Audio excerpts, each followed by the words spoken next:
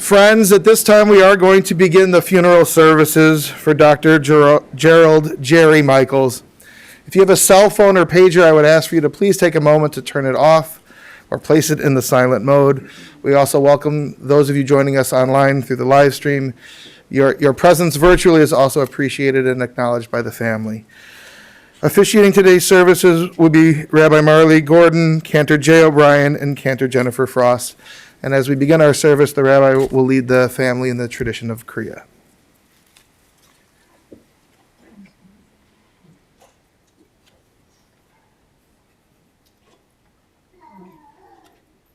Your hearts are torn on the inside, the way you show that, just by wearing a ribbon. On the outside, it's torn.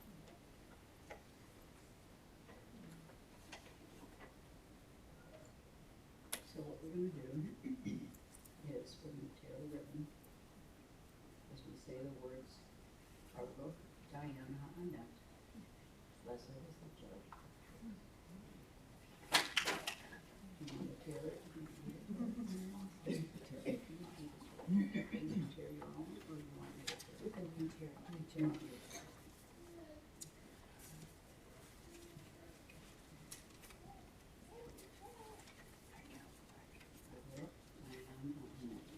Baruch, Diana, Emmett.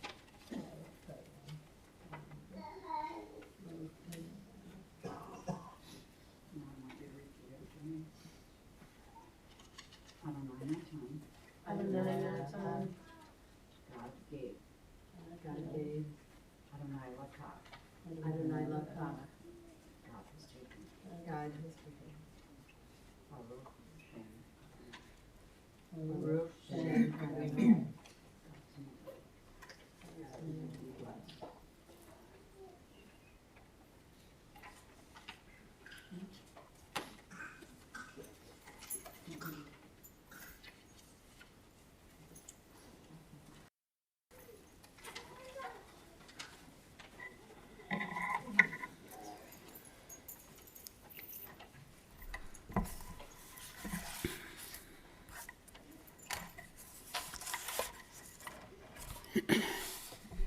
The poet Zelda wrote, L'chol ish yesh shem shenatan lo Elohim v'natnu lo aviv ve'imo.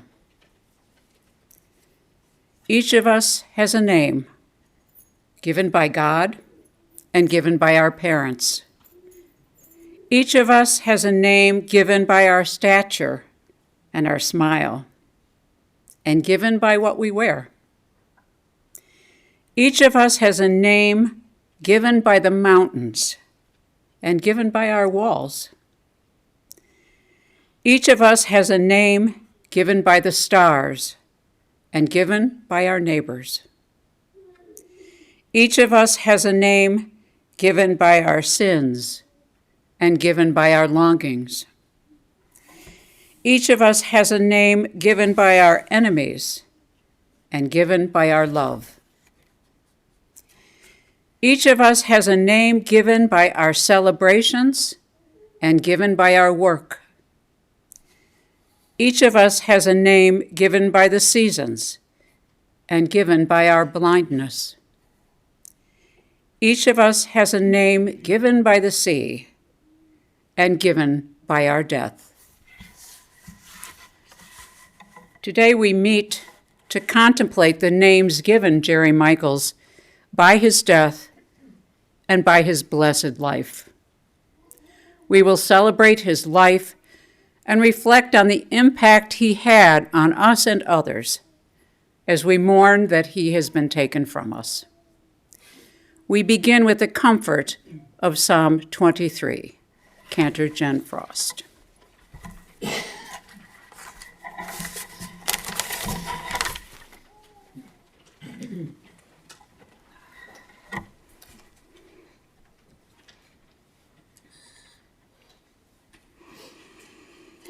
Adonai roi lo echsar Binot dashayer biseini Alamei menuchot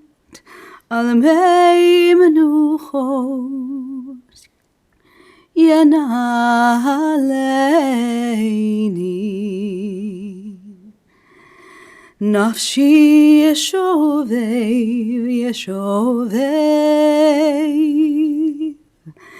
Yancheini v'magelei tzadak Yanecheini v'magelei tzadak Leman neshamo Gam ki eilech begeit salmavet lo irara ki ata imadi shivtecha umishanetecha heima yanachamu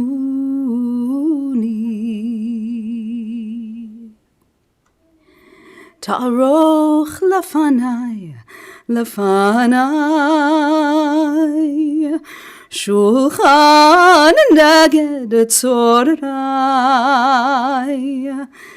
Dishanta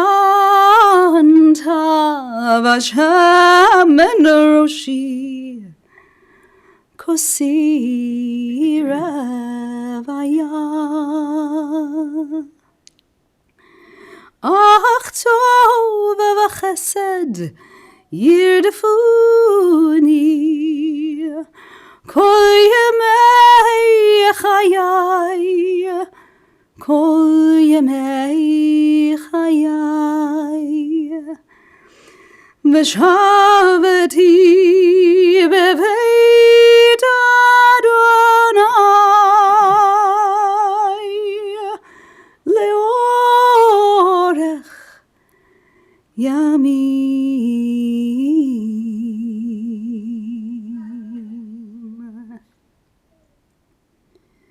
Adonai roi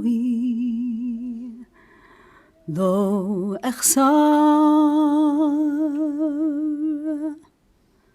Adonai roi lo echsar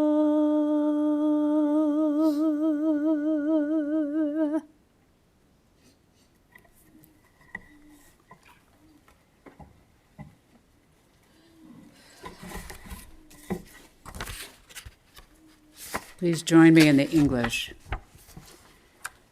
The Lord is my shepherd, I shall not want.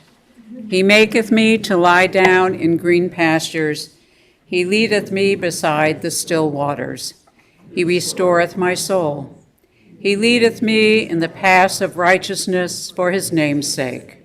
Yea, though I walk through the valley of the shadow of death, I will fear no evil, for thou art with me. Thy rod and thy staff, they comfort me. Thou preparest a table before me in the presence of mine enemies. Thou anointest my head with oil. My cup runneth over. Surely goodness and mercy shall follow me all the days of my life, and I will dwell in the house of the Lord forever. Psalm 121. Esainai el heharim me'ayin yavo Ezri me'im Adonai oseh shamayim va'aretz.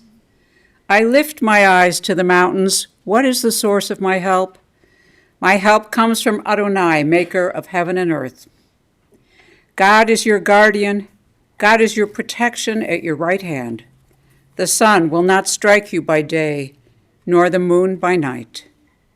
God will guard your soul, your going and coming, now and forever. Rabbi Cheryl Lewert, Zichronah Livracha, taught, death is always personal. We filter our pain through the memories of loss felt and held in the recesses of our hearts and the fiber of our beings. As tears beget tears and sighs birth shuddering sighs, we make meaning of tragedy and loss in small and personal ways.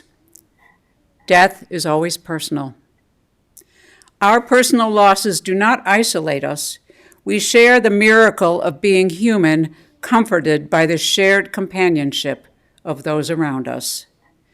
When we open our hearts to our own personal memories, we are embraced by community, the community of those who have suffered and lost. One shared sigh, one common cry, one rhythm of release.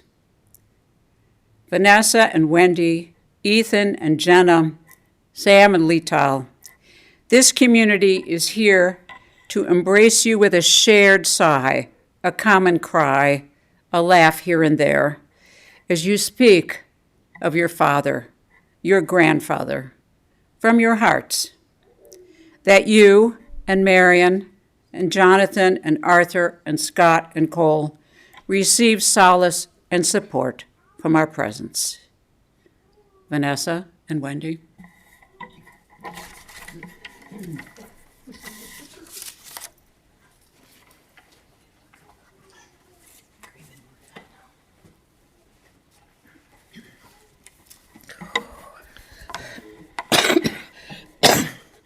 If my dad walked into this room right now, I think he would look around and say, why is everyone here? Why did he come? I don't know everyone here. This is for me? I can't be. We know there would have been some much saltier and humorous exclamations as well. Many people describe Dad as a real character. He was funny, appreciated a good joke or a bad one, and no matter the situation, would tell you what was on his mind. Jerry Michaels was born in 1933 on the south side of Chicago to Florence and Lee. He was a proud alum of O'Keefe Grade School and Hyde Park High School. We know some of his school friends are even here with us. Even his prom date is here. Next on the educational journey was the University of Illinois, where he earned a BA in psychology, who knew, enjoying philosophy classes on the side, and a BS in veterinary medicine, and finally, a DVM, Doctor of Veterinary Medicine. The highlight of his University of Illinois career, however, was hardly in the classroom. Sophomore year of college, Jerry met our mom, Marian, or Marian Lee, as we call her in the family.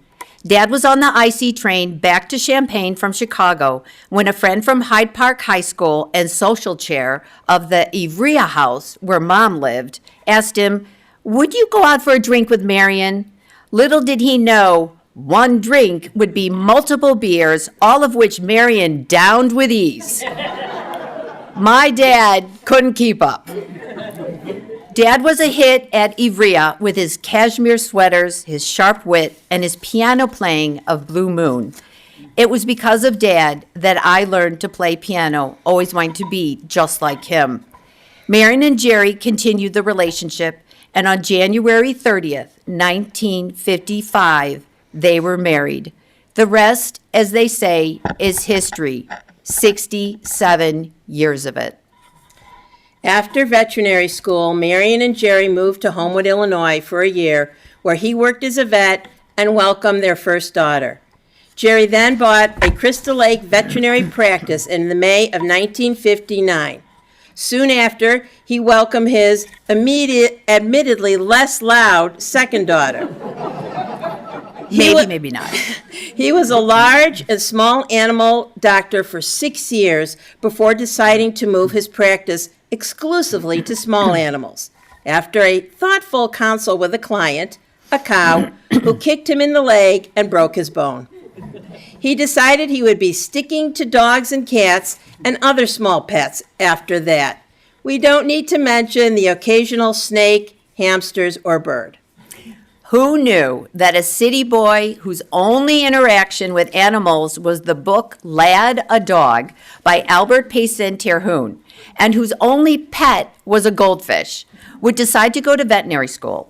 He could never have imagined growing up on the South Shore of Chicago that he would end up knee-deep in muck vaccinating sheep and calving cows. I don't think we realized how hard our dad worked until we were able to look back at our childhood as adults. You hear so much today about work-life balance. Our dad worked as a single practitioner for the first 25 years of his career. He had weekday, weeknight, and weekend office hours. In my 4th grade essay, very clearly titled, "I Want to Be a Veterinarian," I wrote, even on his day off, he must feed and take out his animals. A lot of wisdom there for a 4th grader who idolized her dad. Over the years, he hired more veterinarians, vet techs, and caring office management, many who are here today. He retired only 7 years ago at the age of 82. Our family always gets questions about living in Crystal Lake because we were one of just a few Jewish families who lived there. Mom and Dad made sure we attended synagogue in Elgin. Dad even learned Hebrew to have an aliyah at Vanessa and then Wendy's bat mitzvah. Also, Dad jumped in and became a very active participant in community life in and around Crystal Lake. During these years, Dad also served on the board of Crystal Lake Chamber of Commerce, was a member of Crystal Lake Kiwanis Club, and was a leading member of the Great Books Club. This group was his great love, and he was scheduled to lead a session on Hamlet this Tuesday. Almost 57 years ago to the day, the 4 of us were sitting in our living room when the sky darkened. I called out to Dad that our curtains were being sucked out of windows that had been painted shut. He dragged the whole family into the basement. Before we made it to the bottom of the stairs, a tornado leveled our home. When Dad finally went back upstairs, all he saw was blue sky. Mom and Dad lost everything, but together, with Jerry's tenacity, they remained resilient. Athlete may not be the first word that comes to mind when you think of Jerry Michaels, but Dad swam every day. He loved this routine, and as soon as the health club opened back up after being closed for the pandemic, he was the first one in that pool. Dad loved to watch our family grow. He would be so proud to know that his 5 grandchildren are participating in today's service. Esme, his exuberant great-granddaughter, my granddaughter, who he saw even through the pandemic, is nearby, and he loved watching her videos and FaceTiming with her. Dad was generous, not just to the many organizations, including political, Jewish, and of course his scholarship fund at the University of Illinois College of Veterinary Medicine, but to his family. Education was very important to Dad. He was the first in his family to graduate from college and have an advanced degree. What a legacy of 2 daughters with advanced degrees and 5 grandchildren who have graduated college. Dad was also generous in making sure his grandchildren had no college debt. You will hear from most of them today. Our family trips were legendary, at least in our own minds. We laughed, toured, and saw so many exciting places that opened our eyes to the world. There were also some less than perfect memories, like when all the 11 of us had put on wetsuits for a boating excursion in Hawaii. And when we found ourselves in the midst of a high surf, all Dad could say was, "Get me out of this thing." With him, all memories, no matter what, could be retold with humor. Over the years, when I would visit my parents, I would park myself at their house for the duration. Last fall, my dad, an avid film and TV show connoisseur, asked me if I had seen the series Afterlife by British comic and actor Ricky Gervais. I said I hadn't, My dad had already watched 2 seasons, but liked it so much, wanted to rewatch with me. We both were spellbound by the clever dialogue, funny jokes, and heartbreaking scenes. The show is about a husband who loses his wife and has to go on living in the topsy-turvy world her absence left for him. The last season began in January of this year, when I came up at the beginning of February. My dad said, in a somewhat annoyed tone, I've been waiting to start watching this. Let's go. Okay. We watched together with Mom as Ricky Gervais imperfectly navigated grief with humor. I'm going to take that show with me and our time spent watching it all the way into the future for years to come. Our mom's mom, Grandma Hetty, used to tell everyone that you should have mazel, luck, in life, and mazel in death. Dad was seriously ill for just a short time. We are blessed to have spent the last 2 weeks with him and Mom. On his last morning, we were able to read letters to him from all 5 grandchildren. He laughed, he commented, and of course, he critiqued. We couldn't be more grateful. What a gift. We want to thank our family, friends, and all of our communities who have supported, cared, and have been there for us. This week, as you go back to your families and your communities, take a minute to call your parents, read a little Shakespeare, and kiss your spouse. Think of Dad. We know He would be honored. Dad, we love you.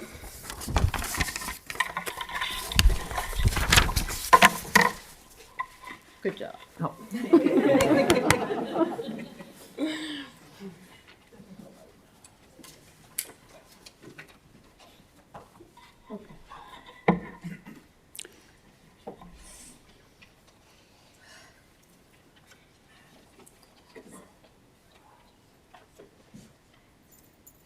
And now we'll hear from Ethan and Jenna.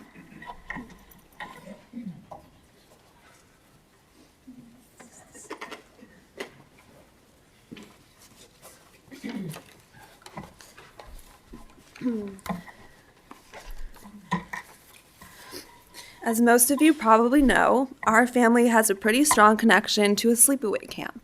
Well, one camp in particular. One of my younger years at Osrui, I was nervous to leave for camp for the month. I was excited, but worried about being homesick. So in my room with my duffels packed, I voiced my worries to my mom, Wendy.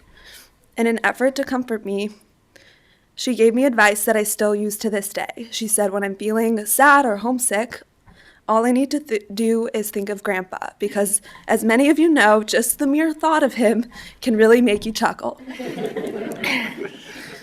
His humor and tendency to speak his mind, even when advised not to, makes Grandpa a great remedy for sadness and homesickness. Grandpa had a way of operating through life that could always bring a smile to your face.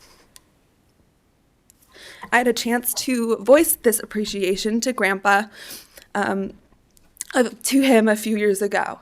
It was a family dinner at 6409 Walkup Lane. We had just eaten and were having lively discussions over dessert. It was eventually decided that we would play a fun game where we would all say something that we appreciated about the person who was sitting on the left of us around the table. Grandpa Jerry happened to be sitting on my left, meaning that I would be the one speaking about him.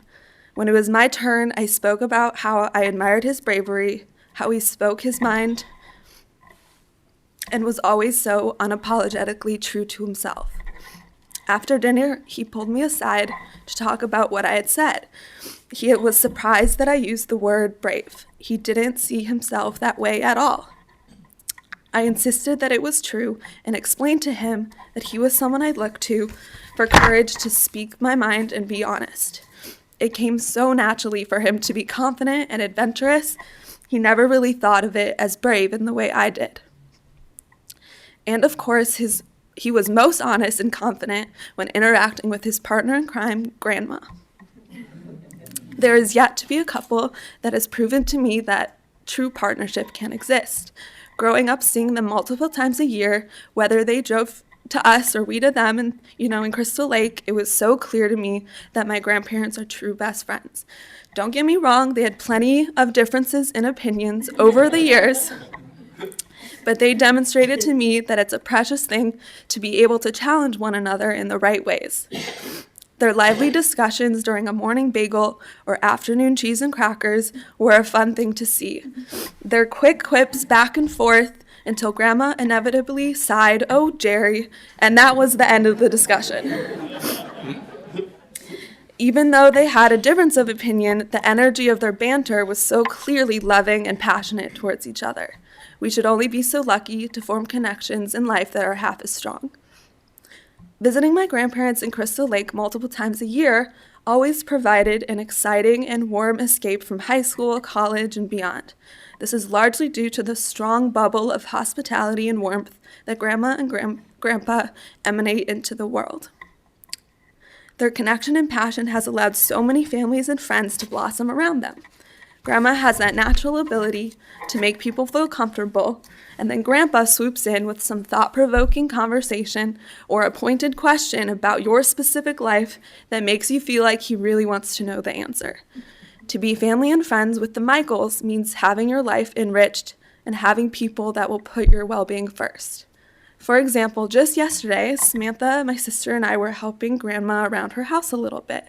Grandma was handing me papers to recycle from a pile. I noticed a slip of paper that looked different from the rest. The title said, "Certificate of Appreciation." It was an award sent to them for one of their many, many donations that Grandma and Grandpa had made. I pointed it out to her, wondering if she wanted to keep it. No, we have enough papers lying around. I don't care what they appreciate us for.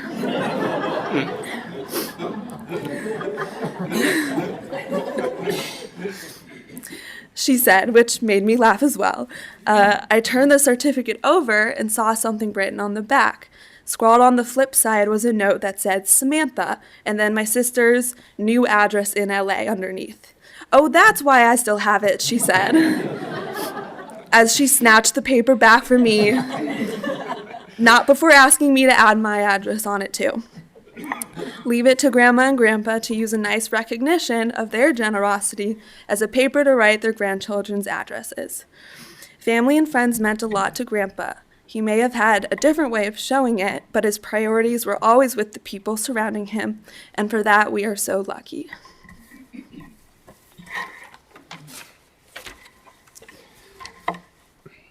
The following is a letter I wrote to my grandpa in his final few days. Hey, Papa, remember our trip to Columbia? More specifically, remember that stroll down the street where you had me make up a story for every building we passed? I think earlier that day, someone asked a question about a church we passed, and I pulled a story out of my ass. Probably something along the lines of pirates who posed as missionaries used this church to smuggle out local garments and sell them to Spanish generals for their mistresses. 15th century lingerie.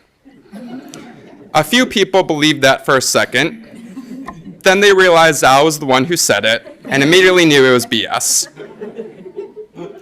You enjoyed the story, though, and had me explain every other building we saw along the way. I hope you know I always enjoyed making you laugh. I mean, you were always the person making everyone else laugh. Even though I wasn't allowed to hear most of your jokes until I was at least in middle school, and didn't actually understand them till I was in high school, I still remember having no idea why you laughed so hard at a James Bond character with the name Pussy Galore, and demanding you explain what was so damn funny. You wouldn't explain, but did laugh more when I guessed that a pussy was a breast. It was all 9-year-old me could imagine at the time. I hope your humor is something I come close to emulating. It was your humor that always kept everything fun.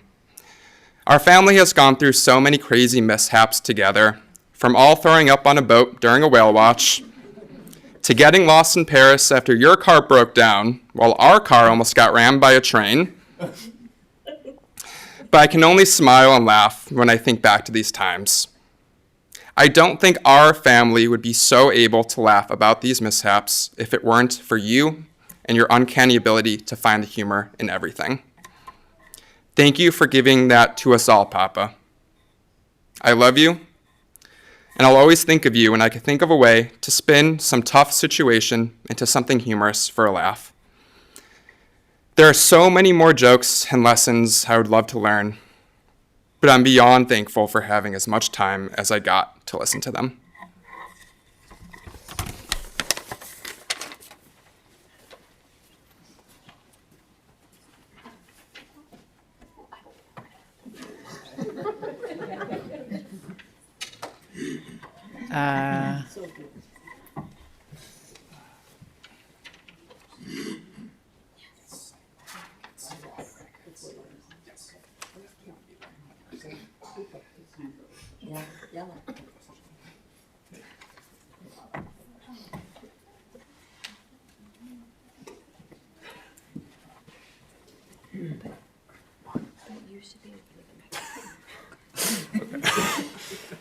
Ready?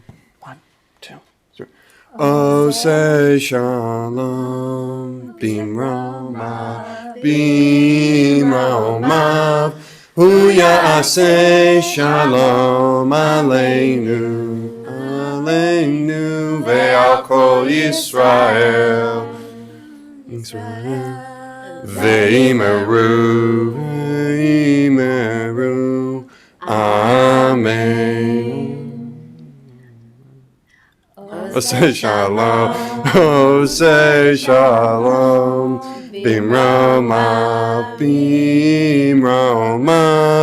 huya say shalom aleinu, aleinu, ve'al kol Yisrael, ve'imeru, ve'imeru, amen.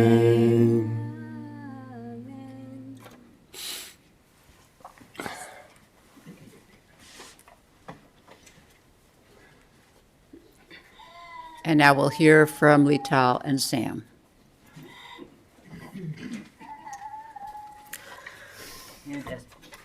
No, that's not Esme. You would know. Good morning. I've been told to speak very close into the microphone this morning. I'm Lital. I'm the oldest grandchildren of Jerry Michaels, and I work in the emotions business. Not as a psychologist or a psychiatrist, but a school counselor. Not surprisingly, this week I've been using what I normally teach my kiddos to just help me process my own emotions and everything in the world right now. There's one question I keep thinking about that counselors often use in their sessions. If given the chance, what would you say to your younger self?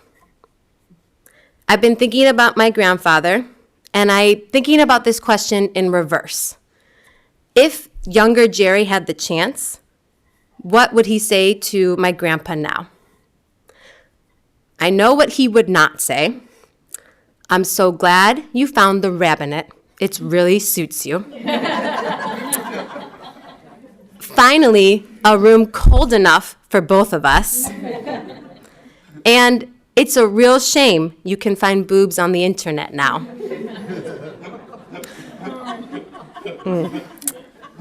But I do know he'd be astounded to see the people's lives who he helped build.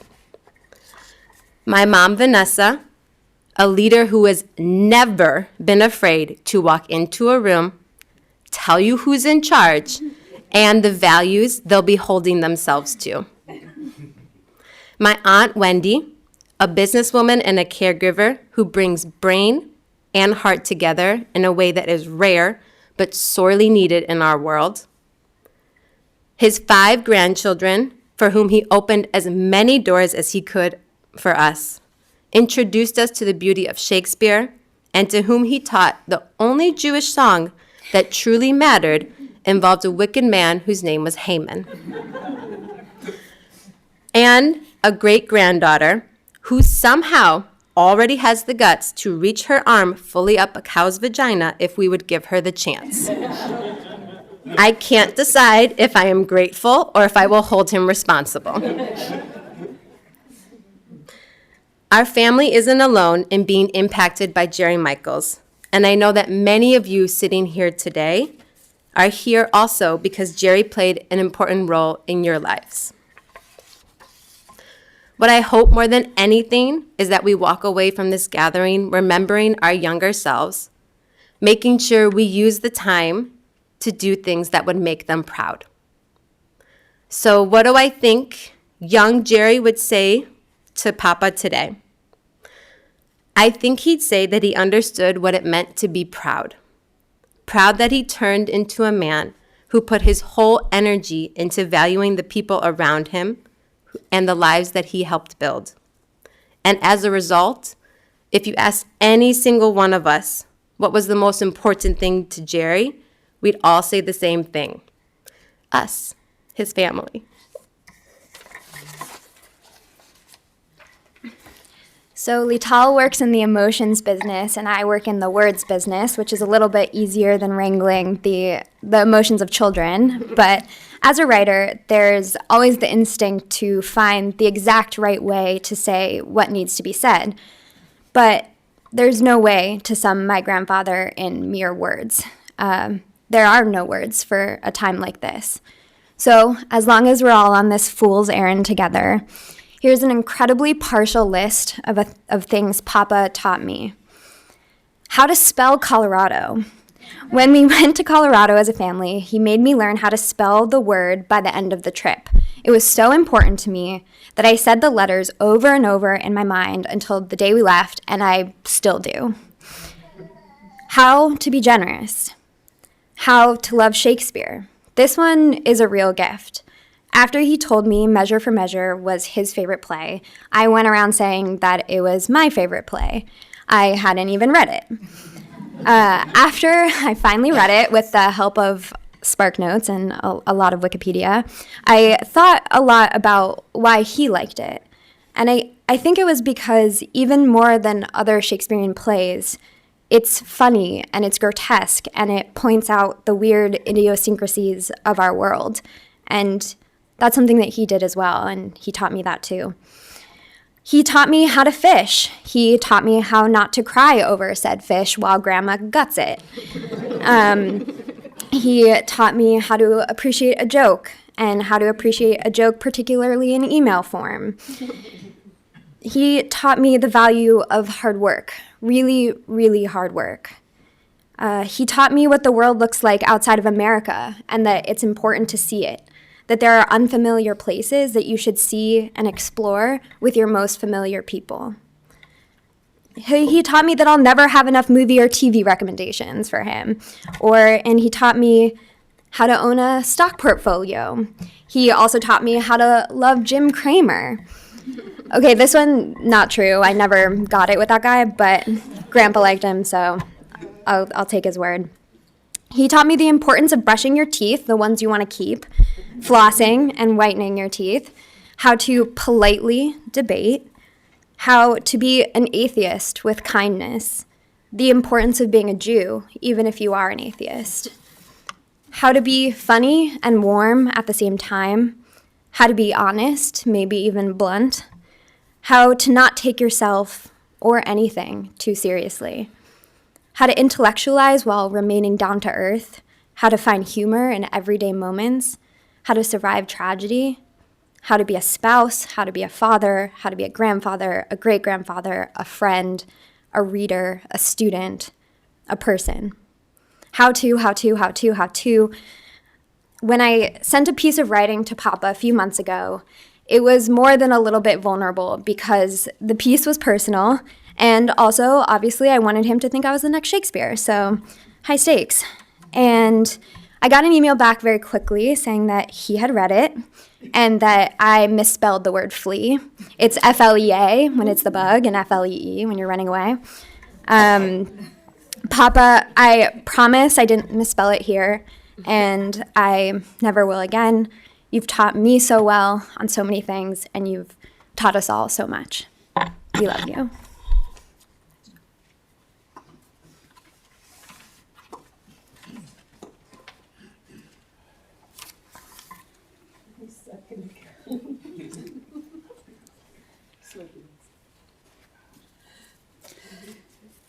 Well, you've heard more than once this morning how passionate Jerry was about Shakespeare. And in thinking about what to quote from the bard that would fit this context, Arthur suggested this blessing from Hamlet. Thank you, Arthur. But know that these words of Polonius were not necessarily hearkened to seriously by Laertes, his son, to whom they were directed. His children did not usually pay him much attention. The Havdil for you, who indeed hearkened to your husband, not without comment, to your father, to your grandfather. You sought him out to discuss what was on your mind, to get his take. Here's the blessing. Hear the words of Shakespeare, experience them as from Jerry, Dad, Papa. There, my blessing with thee, and these few precepts in thy memory, look thou character, give thy thoughts no tongue, nor any unproportioned thought his act. Be thou familiar, but by no means vulgar. Those friends thou hast, and their adoption tried, grapple them unto thy soul with hoops of steel. But do not dull thy palm with entertainment of each new-hatched, unfledged comrade. Beware of entrance to a quarrel, but being in, bear it that the opposed may beware of thee. Give every man thy ear, but few thy voice. Take each man's censure, but reserve thy judgment. Costly thy habit as thy purse can buy, but not expressed in fancy, rich, not gaudy. For the apparel oft proclaims the man. Neither a borrower nor a lender be, for loan oft loses both itself and friend, and borrowing dulls the edge of husbandry. This above all, to thine own self be true, and it must follow as the night the day, thou canst not then be false to any man. Farewell, my blessing season this in thee. This above all, to thine own self be true. Jerry was so pleased with how each of you is to your own self true,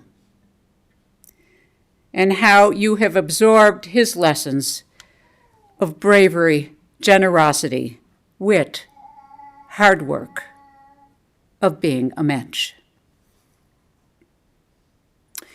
This blessing by Rabbi Cheryl Lewert, for you in particular, Marian, letting go.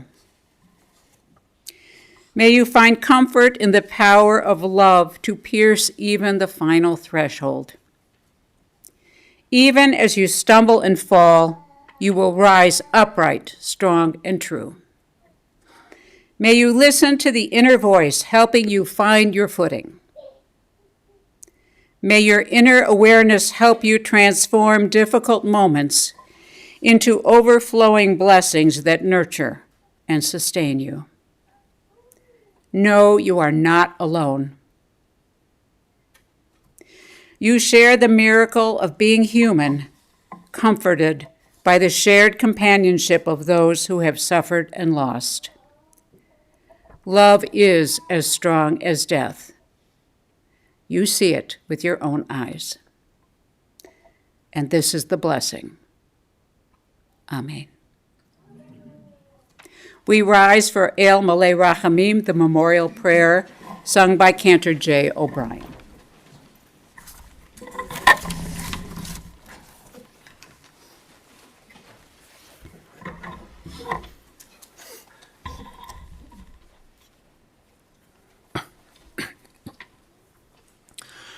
El Malay Rachamim, Shochein Mameromim,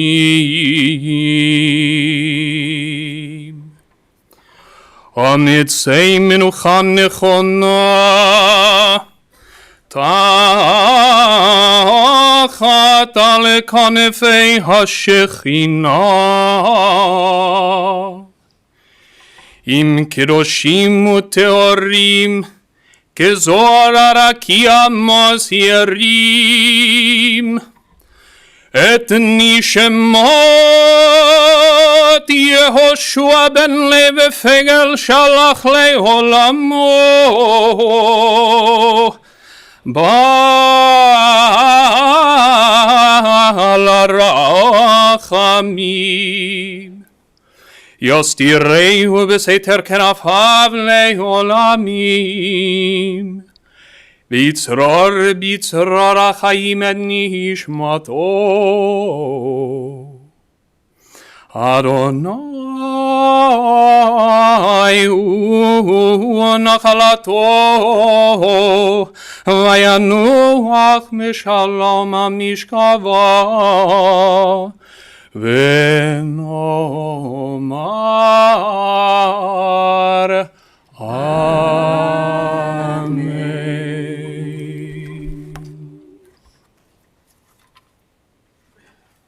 Compassionate God, eternal Spirit of the universe, grant perfect rest in your sheltering presence to Jerry Michaels, who has entered eternity. O God of mercy, let him find refuge in your eternal presence, and let his soul be bound up in the bond of everlasting life. God is his inheritance. May he rest in peace, and let us say, Amen.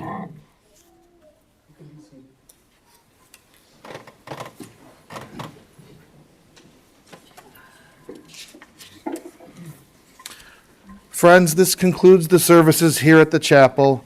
The interment and burial services will continue at Shalom Memorial Park in Arlington Heights. For those of you traveling with us to the cemetery in the funeral procession, please keep the following safety precautions in mind. Please make sure that your bright headlights and your four-way hazard flashers are on. Please be sure to obtain an orange funeral safety sticker for your windshield, and we will be providing several of the cars in the procession with a magnetic orange flag to be placed on top of your car. Please travel as close as safety permits to the car in front of you to avoid any gaps in the procession. And for your own safety and security, I would suggest not speaking or texting while driving to the cemetery in the funeral procession. As we make our way through the intersections, if the car in front of you goes through the intersection, please proceed with caution. Feel free to use your horn liberally and make every best effort to follow through safely as we make our way to the cemetery. The family will be sitting Shiva at the Michaels residence today from beginning at 6 p.m., and there will be a minyan at 7 p.m. On Monday at Makom Solel Lakeside in Highland Park from 6 until 9 p.m. with a minyan at 7 p.m. And then Tuesday, Wednesday, and Thursday at the Ehrlich residence in Deerfield from 6 until 9 p.m. again with a minyan at 7 p.m. And then there will also be a gathering for Shloshim in St. Louis, and as those details get finalized, we'll have that information available on our website as well. The family has identified Lori Sagrin as a Shiva coordinator, so if anybody wants to help with that, you can reach out to her as well. The rest of that information is available in the service folders that you should have received when you came in, and for those of you joining us online, all of that information is available on our website. The family has also requested that any memorial contributions to the Jerrold and Marian Michaels Veterinary Scholarship Fund at the University of Illinois or to the charity of your choice.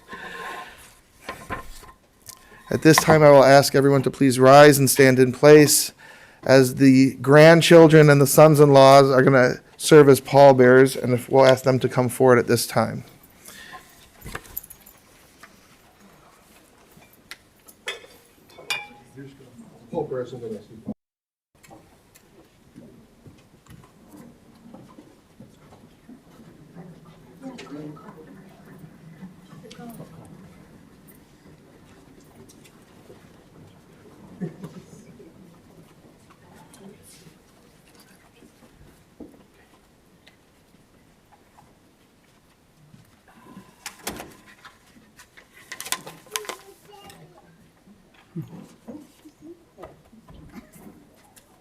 Thank you, and you may return.